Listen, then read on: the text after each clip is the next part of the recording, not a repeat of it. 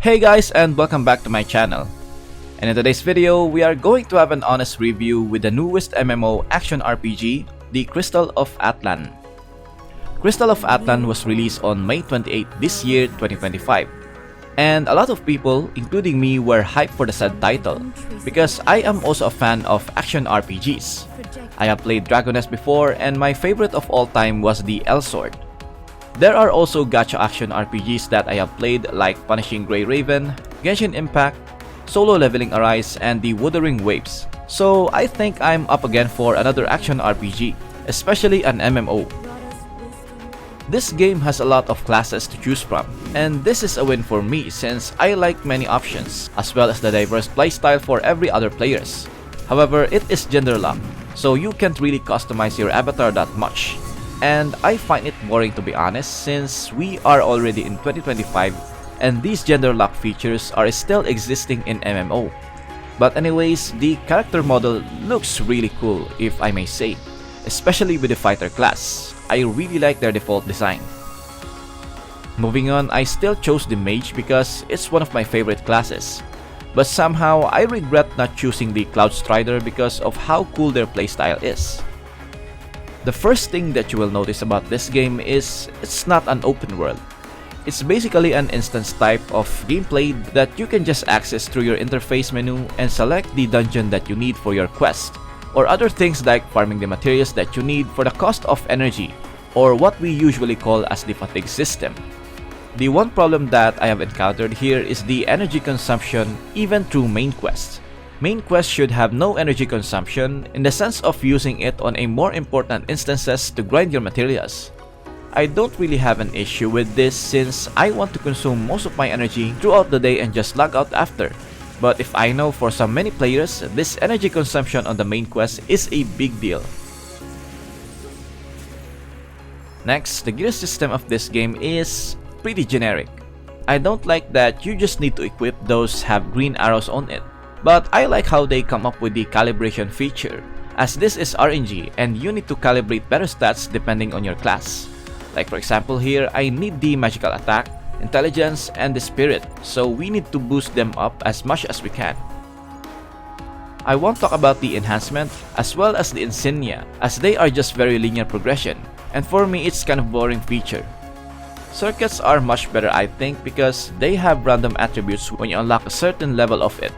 Like for this one, it has an Electro Enhance +1, and the other one has a crit damage, so I like the RNG stats actually. So you will need to work out on this one, especially on the end game.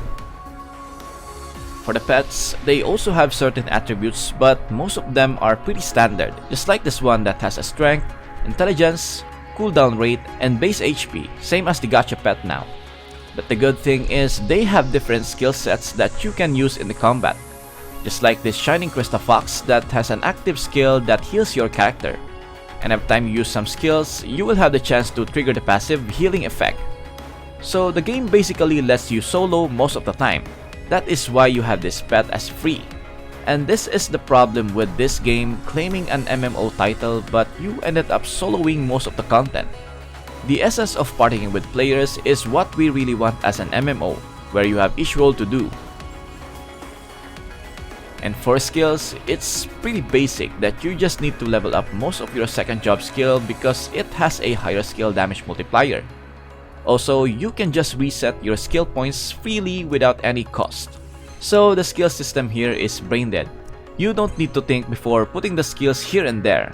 And that is what makes me dislike some other MMO games that I have played, because skill allocation system should be one of the most impactful features, and players need to think carefully before putting up their skill points. Isn't that really hard to implement this kind of feature? Moving on, let's talk about the combat system. At first, I genuinely like the combat in the early stages, but when you progress further, you will gain many more skills. With only 4 skill slots, you may think on how would you manage to insert those new skills. Well, this is what I hated the most. They implement a cleaner interface in exchange for a lesser skill slot, which is really bad for an action RPG, because games like this should have a situational usage of skills, especially in PvP. But in this game, it's going to be difficult since you need to arrange your skill set first, Like for example, if you want to use this skill on your initial combo, you need to put them on the first set of the skill slot. This second skill slot right here is only usable if you already use the skill that is on the first set of the skill slot. Not really that complicated. For example, if I want to use the meteor on a crowd of enemies and I arrange my skill set like this before entering the battlefield, I need to use the Thunderbolt bird first so the meteor will be available to use. This is very inconvenient and I really don't like this kind of setup for an action RPG that has so many skills to use. I know they intend to make a lesser skill slot so the mobile users won't have a hard time pressing so many skills. But this is also the reason why I don't like it as a PC user. Because every skill is situational and you need to use certain skills in different scenarios. I hope you get the point. The one thing I like about this game is you can sell your gold through consignment in exchange for an opal. Opal is one of the in-game currency that you can use on buying some items like the outfit, or even pulling for the gacha system. I just don't know where to get this prismadium. I think this is a much higher currency that is only obtainable through spending money, so please let me know. Like I have said earlier, you will mostly do solo in this game. There are also co-op battles where you will team up with some players, and this is where it gets interesting. It's fun to have some teammates, but the problem is the latency of doing co-ops. It gets really lagged that I just mash all the buttons to spam all the skills or even dodge some attacks. I don't know if it's just me, but my friend also are having this kind of problems when doing co-ops. That is why sometimes I just do it solo. Soloing dungeon has a better latency on what I have observed, so they need to improve this one. I will end this with my conclusion of this game. Crystal of Atlan is a good action RPG. However, some players can't call this game an MMO because it doesn't have the MMO essence like what they used to. But in my opinion, MMO is literally massive multiplayer online where you can see the other players inside the game and you can interact with them. So this game is still an MMO for me.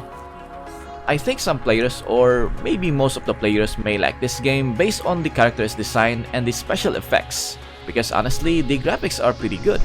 The game is still enjoyable for most people, but as a long-time action RPG player, I didn't get hooked. Mainly because I am still casually playing the Wuthering Waves, and Wuthering Waves got me really hooked with the combat that I find Crystal of Atlan a bit of underwhelming for this part, as I have mentioned earlier. Character progression is pretty generic, and the co-op latency is bad. But to be fair, this game has a potential and can still improve for the future optimizations. If you find this video helpful, then please leave a like. Also subscribe to support my channel. As always, thank you for watching, stay safe and have an awesome day. Lights out.